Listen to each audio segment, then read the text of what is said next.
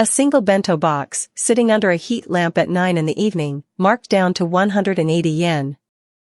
That is roughly $1.20. That one object tells you more about how Americans shop for food than any economics textbook ever could. Here is what Japanese supermarkets actually reveal about the assumptions Americans carry into every grocery run, and why those assumptions are worth examining. Number 1, the markdown system that exposes American waste. Walk into any Japanese supermarket after 7 in the evening and you will see staff moving through the store with sticker guns. They are marking down prepared foods, fresh fish, and boxed meals, sometimes 30% off, sometimes 50%, sometimes more. The system is deliberate and timed. Stores do not want unsold food at closing. The markdowns escalate the closer it gets to the end of the night. Now think about what happens in a typical American grocery store. Prepared foods sit under heat lamps at full price until they are pulled and thrown away. Most American stores do not do rolling evening markdowns on fresh items. The food disappears from the shelf, but it does not go to the customer at a lower price. It goes to the bin. Japan's markdown system is not charity.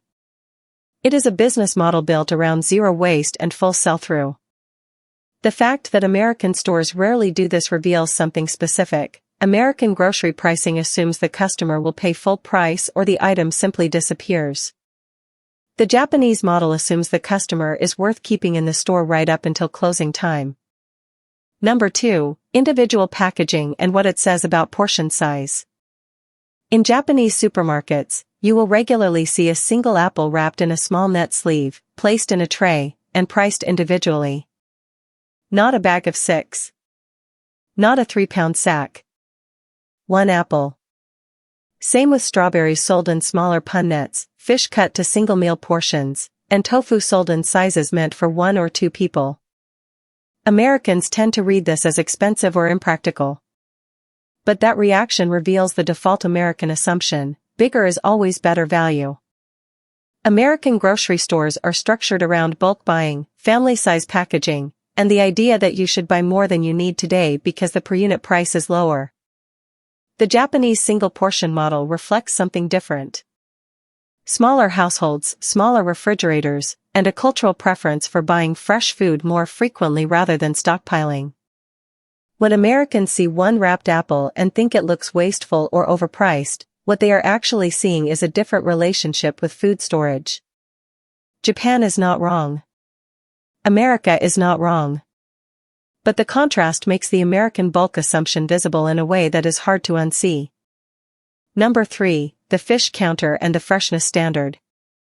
American grocery stores have seafood sections. Japanese supermarkets have fish counters that operate at a standard most American stores do not attempt to match. Whole fish displayed on ice that arrived that morning. Sashimi-grade cuts labeled by catch date, not just a general sell-by date.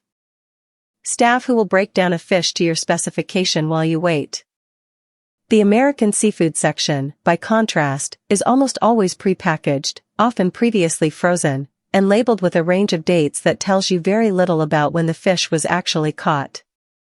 Americans have largely accepted this as normal because the alternative, a genuine daily fresh fish counter, requires supply chain investment and customer demand that most American stores have not prioritized. This is not about Japan being superior. It is about what the Japanese fish counter reveals. American grocery shoppers have been trained to accept a lower freshness standard because the infrastructure around it was never built out. When you see a Japanese fish counter operating at full capacity on a Tuesday afternoon, you start asking why your local store stopped trying. Number 4, no loyalty card, no discount theater. Japanese supermarkets largely do not run the American-style loyalty card system where the shelf price is inflated and then discounted back down to something reasonable only when you scan your card.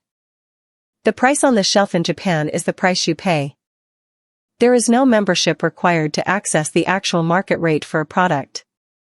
American grocery loyalty programs are so embedded that most shoppers do not notice the pricing theater anymore. You scan your card, you get the sale price, and it feels like a reward. But the baseline price was set high specifically to make the discount feel meaningful. Japan's flat pricing model makes the American system look like what it is, a data collection mechanism dressed up as a customer benefit.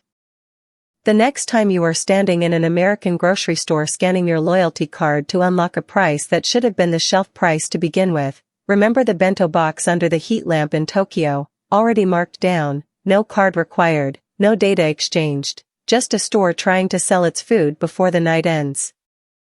If this made you rethink how American stores are actually designed, you might want to look at how Japanese pricing works at the produce level, specifically why a single Japanese strawberry sometimes costs more than an entire American punnet, and what that price difference is actually paying for.